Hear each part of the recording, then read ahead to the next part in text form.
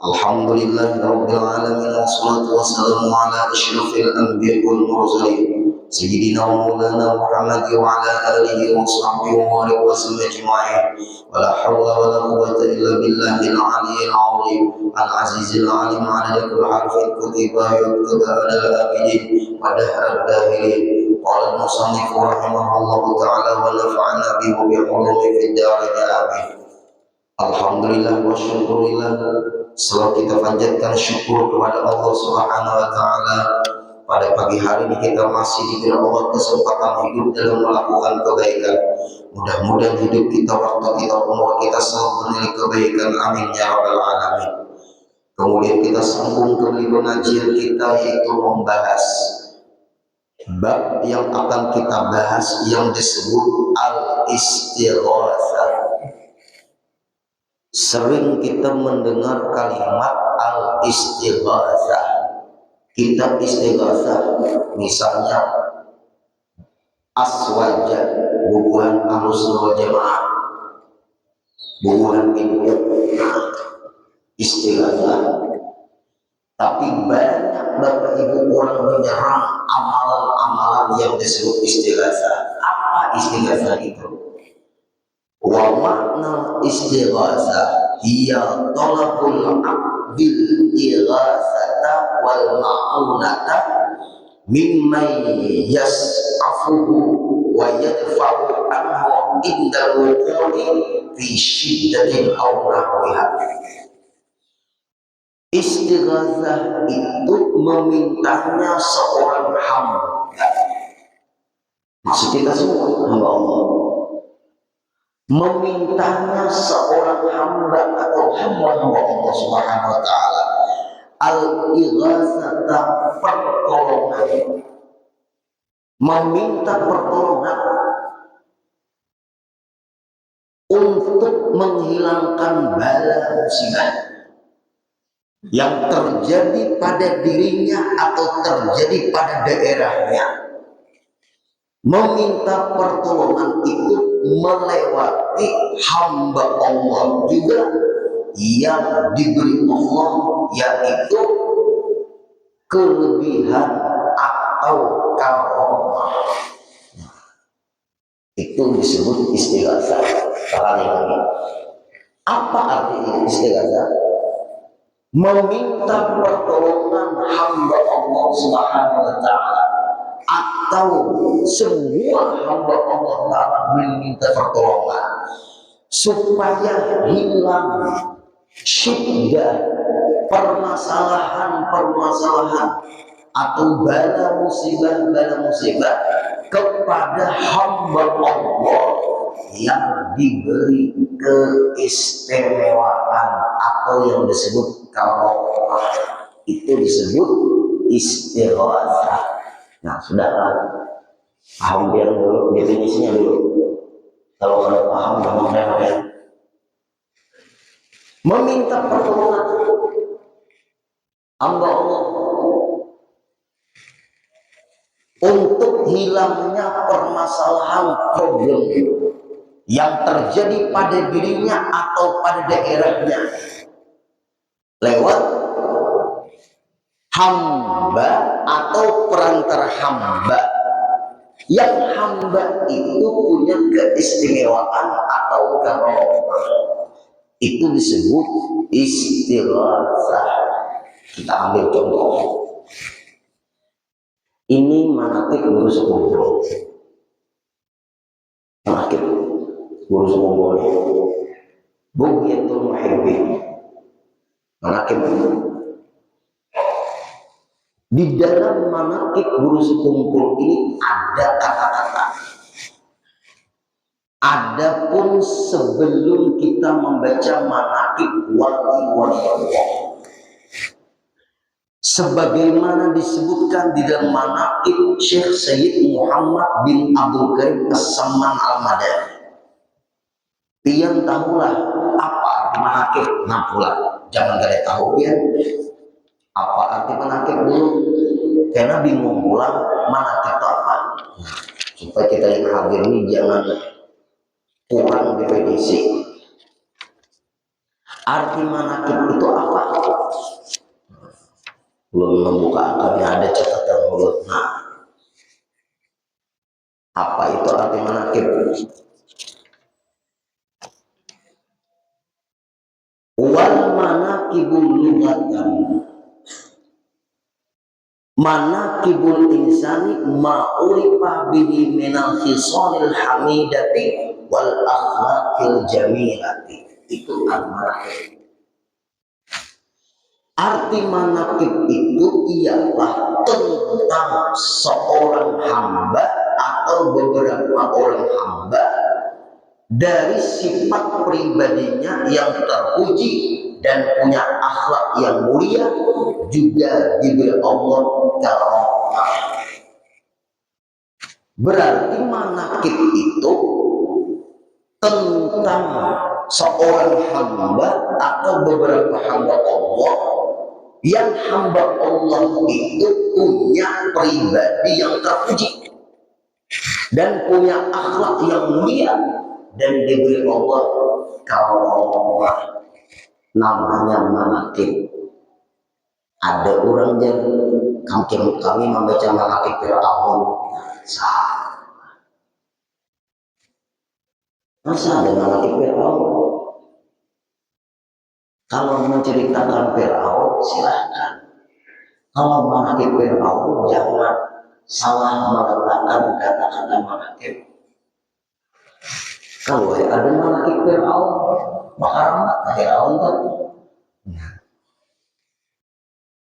aneh-aneh juga ini istilah manakib Fir'aun, manakib Abu Jahal.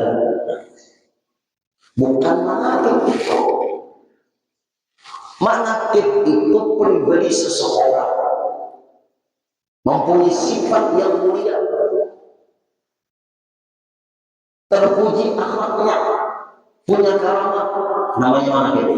Manakib Sayyidah Khadijah Al-Kubra, manakib Siti Aisyah, manakib Syekh Abdul Qadir Al-Jilani, manakib Syekh Salman Al-Marani, manakib Syekh Zaid bin Abdul Ghani, manakib Rabi'atul Adawiyah, manakib Syahwana, manakib Nafisah, wali-wali Allah, manakib Syekh Ibrahim Ad-Dasuki, manakib Syekh Ibrahim Ad-Dasuki, manakib Syekh Ahmad Ar-Rifai.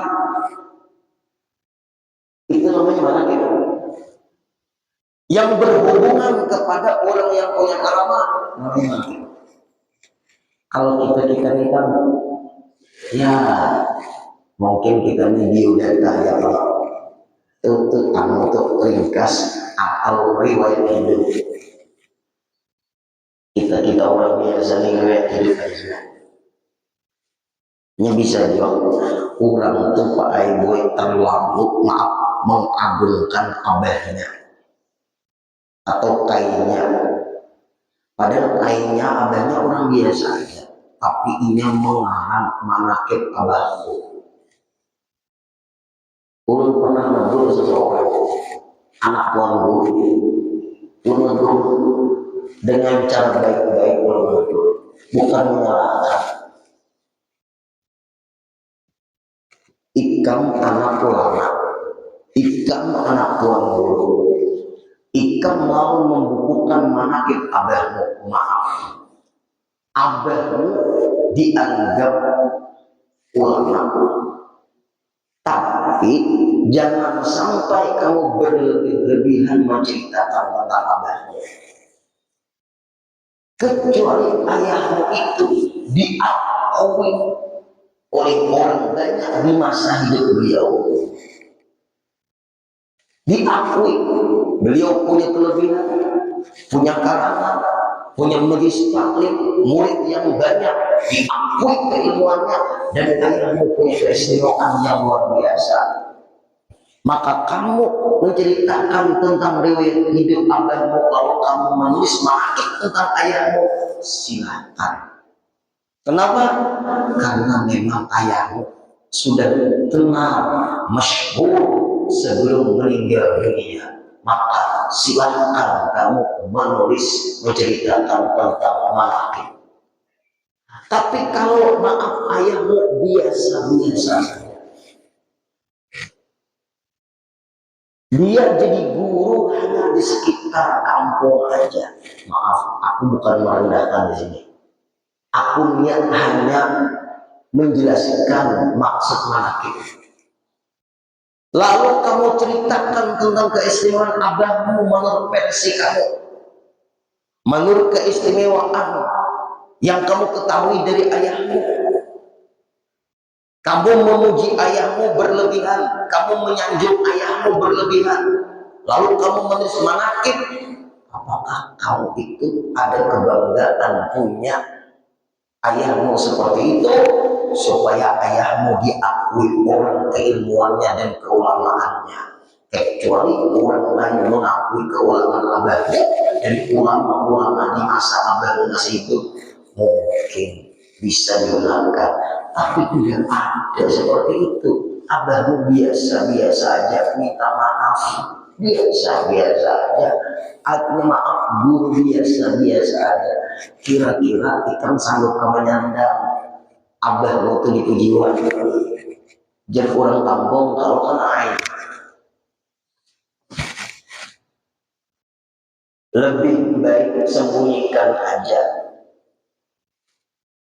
Lebih baik itu menjadi catatan di dalam keluargamu saja, supaya kamu bersyukur punya orang tua yang berilmu pengetahuan, supaya anak cucunya mengikuti jejak langkah ayahmu. Itu lebih selamat hati kamu daripada kamu menceritakan yang orang lain tidak mengetahui, sedangkan orang lain itu sezaman dan dekat dengan ayahmu. Baru dia mau. Tapi kalau kamu ingin seperti yang apa kamu inginkan, terserah. Pendapatku bisa diterima, pendapatku bisa ditolak. Berat Pak Aimai jadi anak tuan guru di kalau dia. Kalau sudah ada rasa di hati bangga dengan ayahnya, nah ini penting. Kalau dia sudah merasa bangga dia punya ayah ulama, dia sudah merasa bangga di hatinya punya kakek ulama, dia sudah merasa bangga punya turunan ulama, 99% anak tuan guru itu, cucu tuan guru itu, buah tuan guru itu, karena Allah tuan guru. Karena ilmu tidak akan Allah beri bagi hati yang belum steril. Catat baik-baik. Catat baik-baik, lihat-lihat. Penyakitnya anaknya tuan guru, penyakitnya cucu tuan guru, penyakitnya buyut tuan guru, juga penyakitnya bini tuan guru. Ada rasa kebanggaan di hati punya ayah ulama. Bangga itu sudah tidak boleh. Namanya ujub dalam ilmu tasawuf. Setelah ujub bisa muncul kesombongan di hatinya. Kalau sudah sombong berbahaya. Ilmu tidak akan Allah berikan kepada orang yang sombong. Kenapa? Belum lagi alim sudah sombong, menyombongkan diri karena punya ayah ulama, apalagi ilmu. Belum lagi alim sombong, apalagi alim. Gimana? Wa nurullah la yudalil aqsi. Ilmu yang Allah akan berikan tidak akan Allah berikan ada jadi orang-orang yang di hati bersifat seperti itu. Karena sifat seperti itu sifat yang tercela, bukan yang terpuji. Karena ilmu mulia tidak akan masuk ke hati orang yang bermasalah. Nah ini Bapak Ibu, iblis itu tahu gak ya? Iblis itu dia sudah merasa hebat. Karena ada Nabi Adam. Ada Nabi Adam. Iblis sudah merasa hebat. Merasa hebat namanya ujub. Ada rasa hebat di dalam hati. Hati belum steril lagi. Disuruh Allah sujud menghormat tidak mau karena dia merasa mulia daripada Nabi Adam. Ada rasa sombong, muncul sombong karena dia sudah ada di dalam hatinya merasa hebat. Lalu disuruh sujud, tidak mau sujud, menghormat, bukan sujud nyembah. Akhirnya dari kemuliaan iblis dalam surga dicap Allah menjadi laknat Allah, dilaknat oleh Allah. Surga bukan untuk orang-orang yang ujub, surga bukan untuk orang yang sombong. Berarti kalau kita yang hadir masih ada di hati rasa hebat, masih ada di hati sombong, mencumbu surga aja tidak akan diberi, apalagi masuk. Mudah-mudahan sifat itu hilang di hati. Berdasarkan ulun menyampaikan apa adanya, penyakit anak tuan guru, penyakit cucu tuan guru, penyakit duit tuan guru. Bagaimana guru caranya guru supaya anak ini bisa jadi ulama? Bagaimana guru anak ini bisa jadi tuan guru? Dia meneruskan jejak langkah ayahnya. Didik anaknya supaya tahu. Didik anaknya supaya tahu. Kemuliaan orang yang berikan kepada nafian karena kemuliaan dia. Yang mulia itu dia, bukan nafian. Nah, makanya Pak Ibu yang hadir, urut ingat Pak Padah Guru Sukri. Coba, ini penting nih, ini kisah nakib dahulu. Din, pelajari anak-anakku. Untuk pernah menawarkan dia untuk melajari anak sendiri. Dan ikan melajari anak-anakku. Nahu soraf, ilmu-ilmu alat untuk memahami kita. Imbad maghrib sampai isya selesai. Anak Guru Sukri itu Muhammad Nur sekarang jadi guru. Kemudian Habibah namanya perempuan, punya suami nama Abdurrahman. Nah ketiga lagi Lailatul Badriyah, punya suami Abdurrahman punya anak. Yang laki-lakinya punya istri, anaknya Guru Nova, cucunya Kiai Haji Rasyad, dan sanaknya Bu Kiai Haji Badruddin. Ulun balai pian aja ulun ada anu dia pian sebagai apa kuitan apa jawaban sih.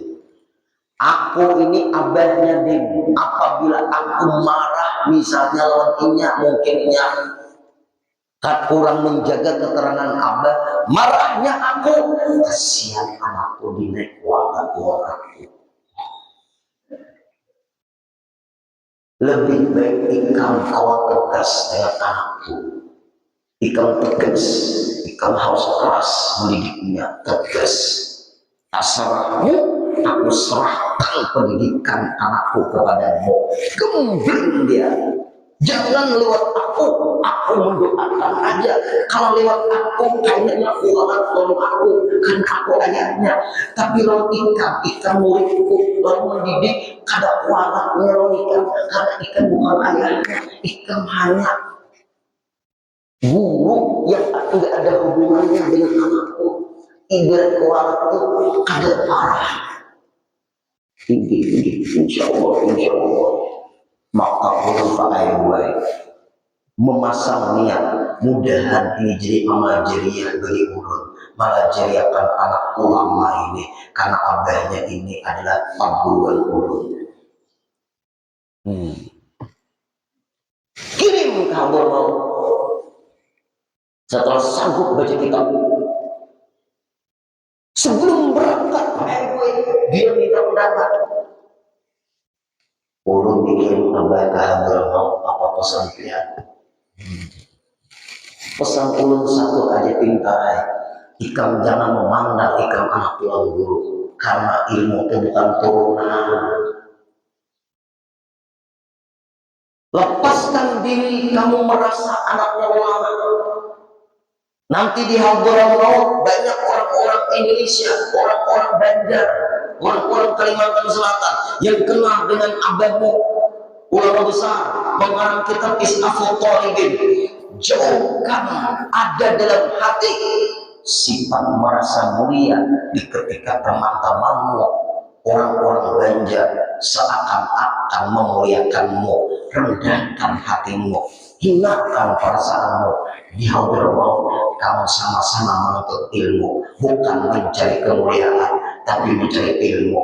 Ilmu tidak akan masuk pintarnya di hati orang yang merasa hebat. Insya Allah Allah akan berikan ilmu pemahaman yang bagus dengan cara jangan ada ikan merasa satu di hatimu tapi nol saja. Tinggi terima kasih atas nasihatnya. Alhamdulillah baik. 3 tahunan lebih gembleng di sana jadi guru awal yang menggantikan ayahnya di Masjid Sabilah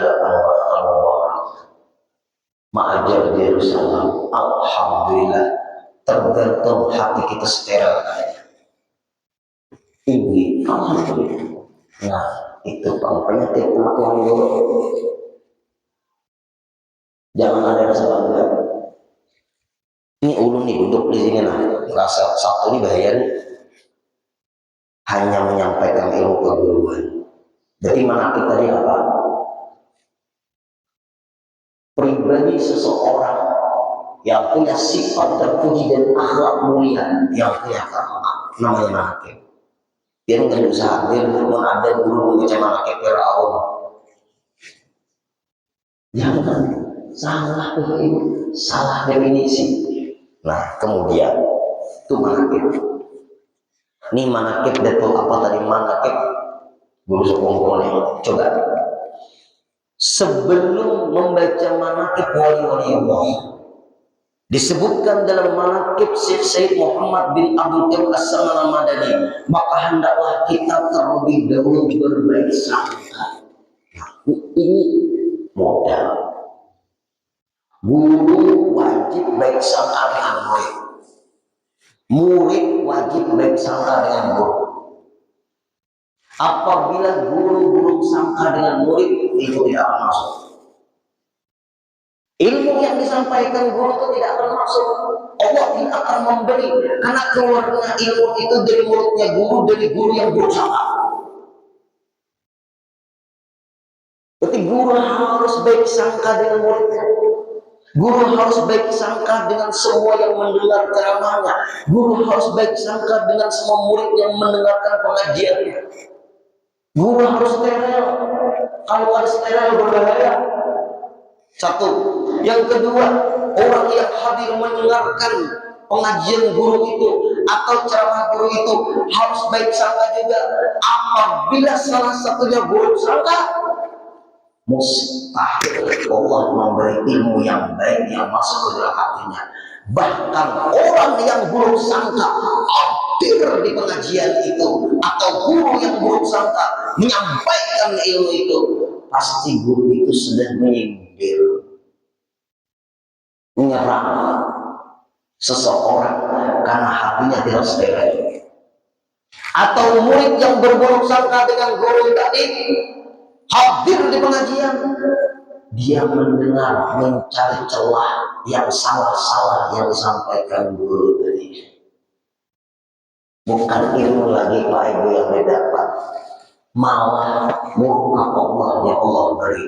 Karena hadirnya di pengajian itu si murid yang buruk sangka tadi bukan ingin menuntut ilmu, tapi mencari keaiban-keaiban dari yang disampaikan guru tadi.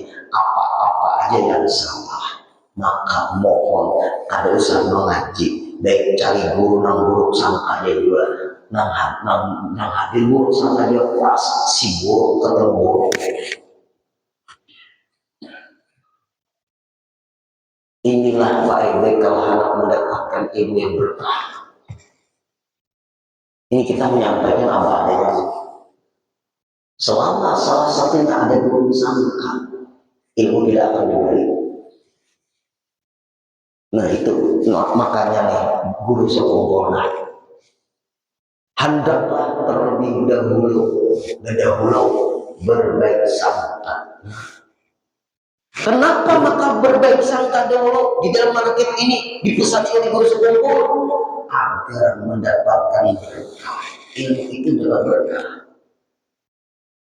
Keberkahan itu didapat dari guru yang berbaik sangka dengan muridnya. Keberkahan itu akan didapat dari murid yang berbaik sangka dengan gurunya.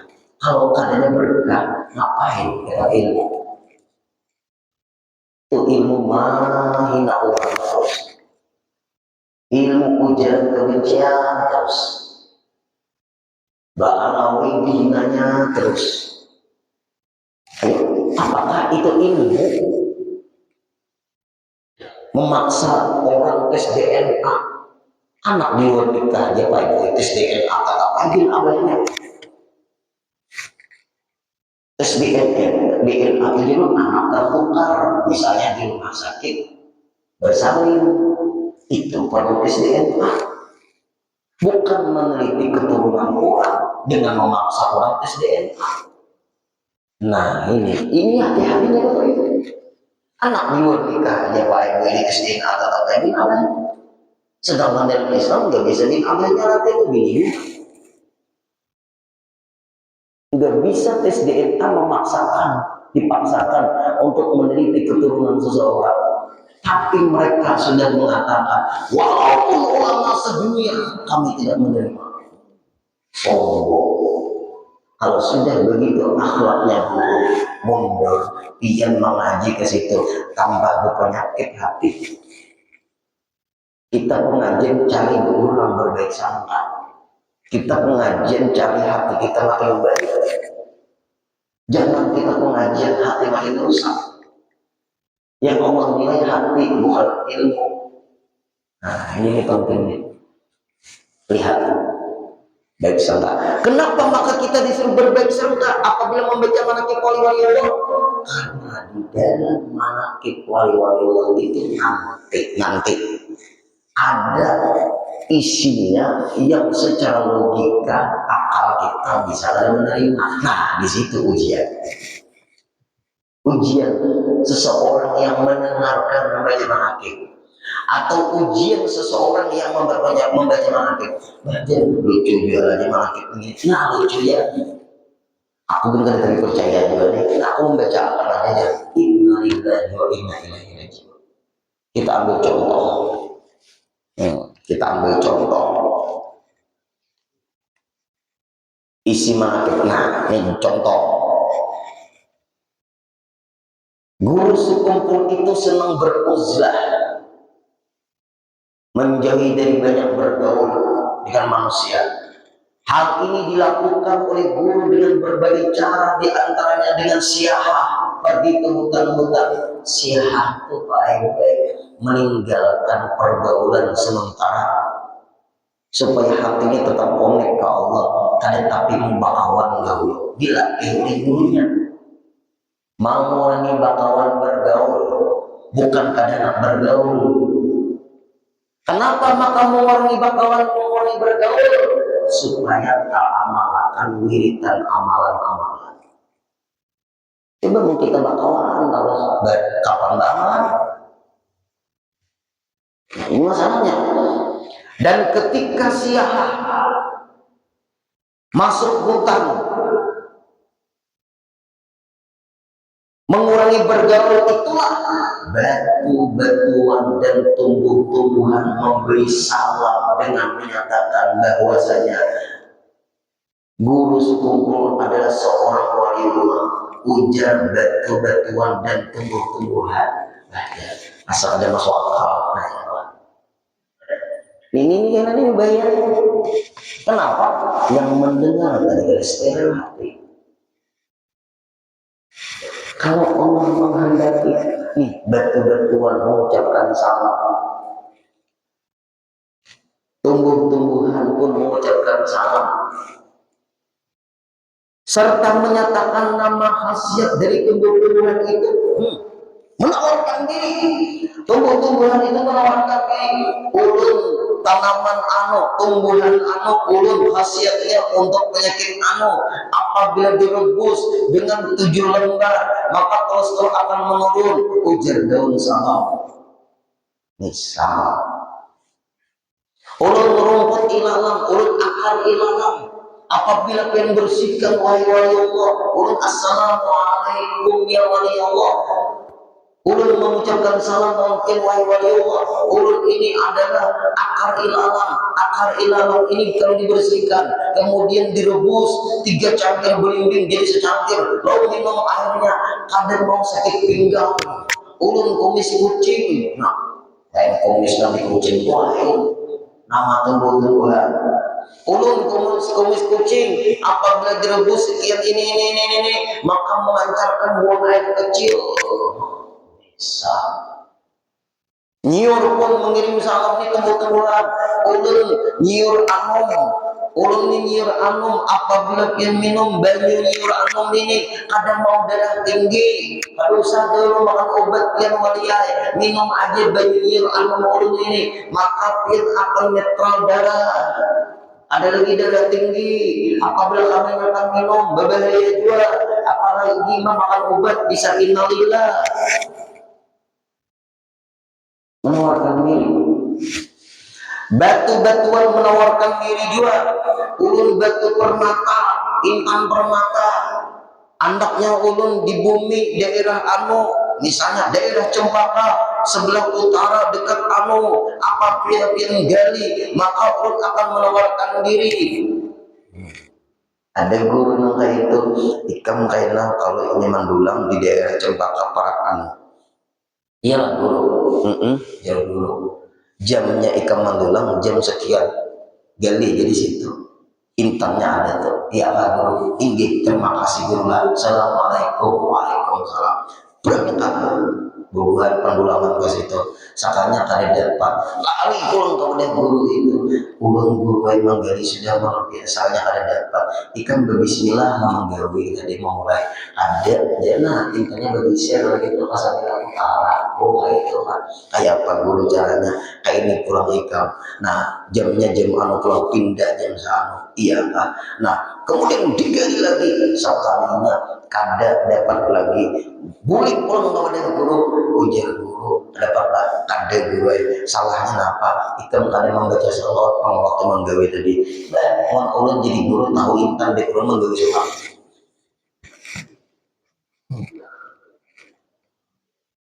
Nah ini wali-wali Allah intan datawar batu-batu datawar ulun batu virus ulun batu apa namanya bekecubung ini ulun batu api misalnya khasiat ulun kalau memakai ini maka guru sekumpul di kita itu tidak memperdulikan semua yang mengucapkan salam kepada beliau nanti mengganggu ingatnya kepada Allah. Nah mungkin kita kira-kira batu betawar jadi pembatuan batunya nang datang rumah khasiat ulun ini apa belum memakai batu ini ada Pak Ibu cara-caranya tuh sini aku memeriksakan dulu andak benang andak cincin ini nang tatawan ini pengalaman oh ini kanannya Nabi Anulah Nabi Muhammad nah bagus bagus Nabi Muhammad ini pang khasiatnya apa nah khasiatnya nih nah taguh nah kada kau kena sihir terima kasih guru lalu si murid nang tadi nang kada kau tauhidnya tadi supaya jangan kena sihir pakai yang ini ampe membaca wirid latih atas dari latih wali-wali Allah kada tahu kira-kira mungkin kita dari awal kayak tumbuh-tumbuhan dari awal jadi panang bagi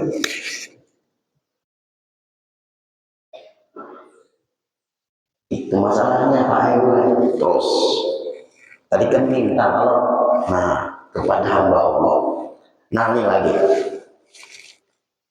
nih diantara istighasah nih masuk guru sekumpul didatangi orang-orang di daerah Martapura di kemarau panjang dan masyarakat datang kepada guru untuk meminta agar didoakan turun hujan. Masyarakat meminta kepada guru sekumpul supaya didoakan agar turun hujan.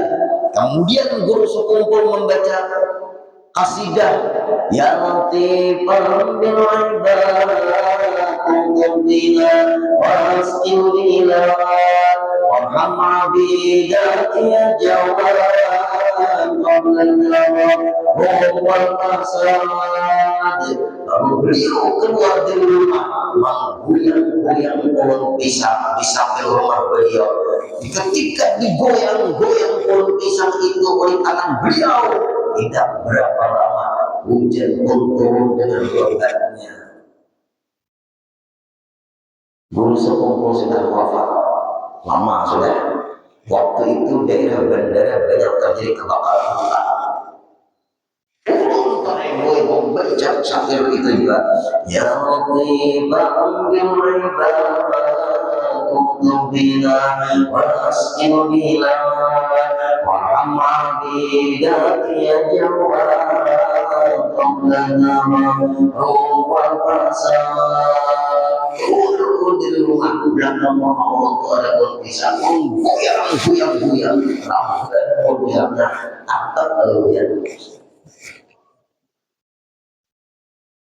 tangannya dari bacaannya sama aja.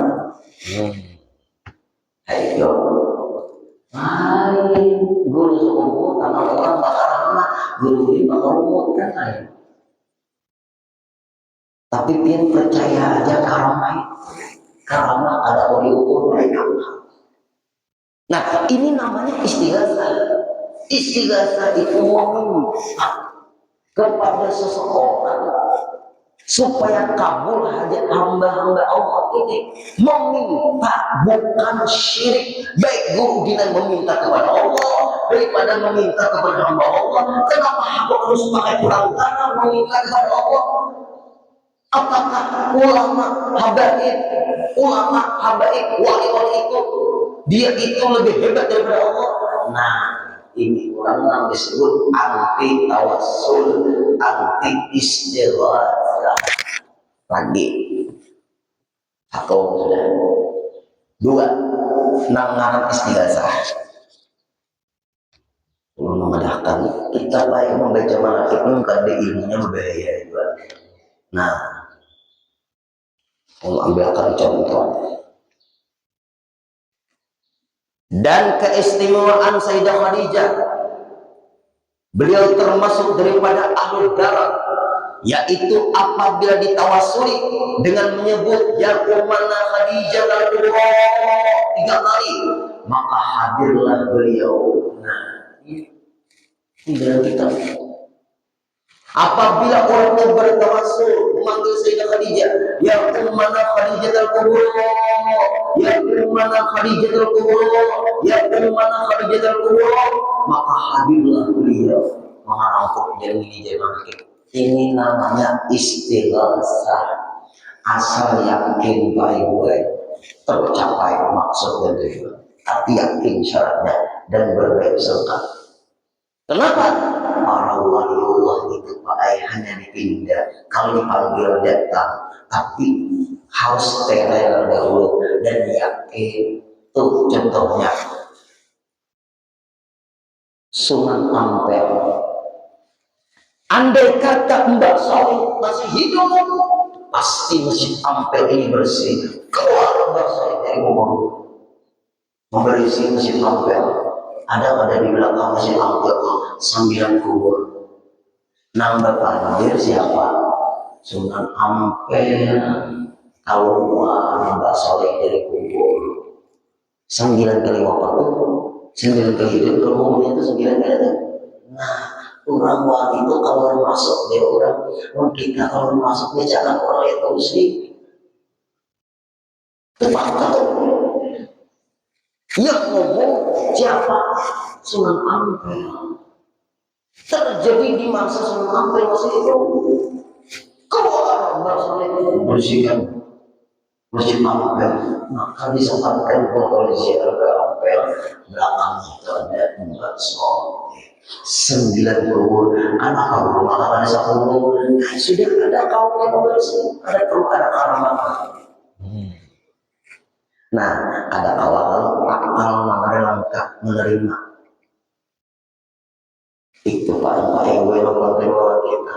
Nah, makanya kita tuh di rumah manggil. Nih, sama saja tadi dia. Satu lagi, ini panjangnya gue manakib dulu ya, nah. Ini manakib Syekh Salman, ini manakib Syekh Abdul Qadir Jailani. Supaya kita menghadiri jangan takkan orang yang anti istighatsah. Itu istighatsah itu memanggil waliullah, berkat waliullah, mudah Allah mengabulkan. Karena waliullah itu orang yang dekat dengan Allah. Satu lagi, waktu Guru Salman mulia di bawah Guru Zain Kadri, karena Guru Zain Kadri itu adalah kita itu mufti atau kita itu MUI-nya lah. Tuan Qabi, nah Tuan Qabi. Guru Zain Kadri itu Pak Boy orang senjata mungkin itu kemana-mana pertemuan, pembahasan, bahasul masail, problem-problem umat mewakili daerah Kabupaten Banjar ke daerah Jawa kemana-mana beliau Guru Zain Kadri. Beliau adalah Tuan Qabinya membahas permasalahan hukum, selalu membuat Guru Salman mulia. Ini diceritakan oleh Guru Sungguh, ada mencatat juga Guru Sungguh. Guru Salman mulia ini kawat terus menjawab permasalahan yang ditanyakan, kawat terus menjawab. Tapi sebelum pertanyaan itu dijawab, pertanyaan bermunculan dicatat oleh Guru Zain Kadri. Guru Salman mulia sudah tahu pertanyaan-pertanyaan itu. Ujung sama sering beda-jauh dahulu. Jadi Guru Zain Kadri, kenapa Guru Salman mulia ini pamannya Guru Sukompo ini? Ujung situ galak. Tapi setelah itu dari ujung duduk orang menjawab yang jawab. Diiringi oleh Guru Zain Kadri kemana Guru Salman mulia ini? Usahanya berpanggilan, tapi kurangnya ada. Berpanggil seorang, kurangnya ada. Selesai berpanggil seorang anak berpanggil, sekalinya hendak berguling. Guru Zain Kadri ada di belakang. Guru Salman, perpanggilan siapa tadi? Ketahuan karamah. Guru ulun Syekh Saifulah Turki dari Vietnam membantu menjawabkan permasalahan yang ditanyakan kepada kita. Nah, jawabannya sudah ada, guru-guru yang tadi.